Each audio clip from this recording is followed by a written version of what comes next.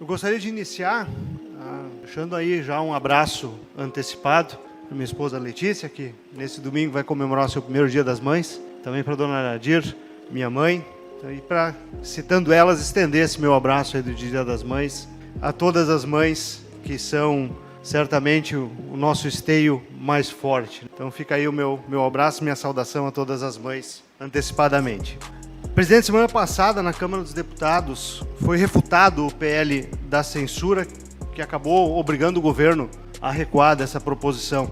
Eu entendo que esse movimento foi uma vitória para aqueles que defendem a democracia. Eu penso que o que efetivamente combate as fake news é a vedação do anonimato, pois assim é possível que a gente identifique quem espalha inverdades e possa responsabilizar as pessoas que as propagam. Não é com censura que a gente combate fake news, pelo menos não numa democracia. Ninguém deve ter um poder concentrado de dizer o que pode e o que não pode ser dito. Invariavelmente, onde houve essa concentração de poder, ela acabou sendo usada para calar opositores, mesmo quando esses denunciavam alguns abusos de governo, falando verdades. Felizmente, o Congresso Nacional não se apequenou e acabou barrando essa atrocidade, né, que nos tornaria certamente um país menos democrático. Todavia, presidente, o Congresso Nacional fez a sua parte, mas a gente continua ainda sendo ameaçados pelo governo federal e pelo STJ, que, desrespeitando a representação mais legítima do povo, que é o Congresso Nacional, acaba por não aceitar que a sua vontade não foi acolhida, acaba tentando impor a sua vontade via administrativa ou até via judicial.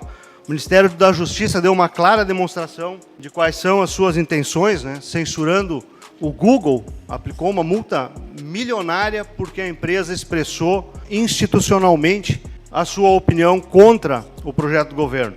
Nos parece que esse governo entende que a gente é livre para dizer o que pensa, desde que concorde com ele. Isso não me parece um caminho democrático. Aqui reside uma segunda preocupação que eu tenho com a situação atual do país, que é o desrespeito à separação dos poderes, que é mais um pilar essencial de qualquer democracia.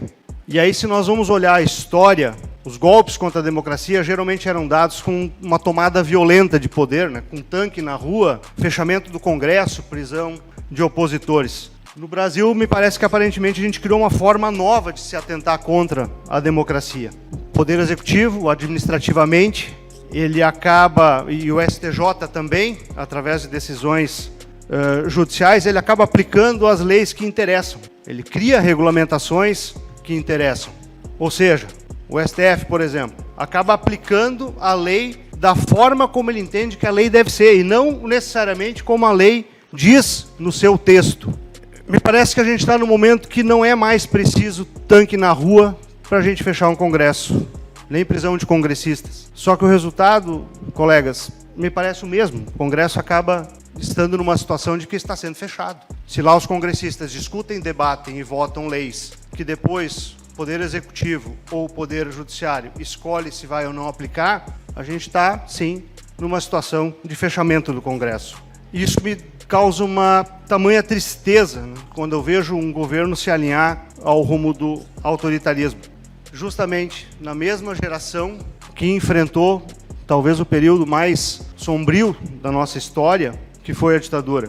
Quem defende a democracia não defende restrições a liberdades. E não se pode defender a democracia restringindo liberdades nem em governos de esquerda, tampouco em governos de direita. É a liberdade, repito, que sustenta a democracia. Nós temos que ter maturidade política para entender que muitas vezes a decisão das maiorias não vai nos agradar.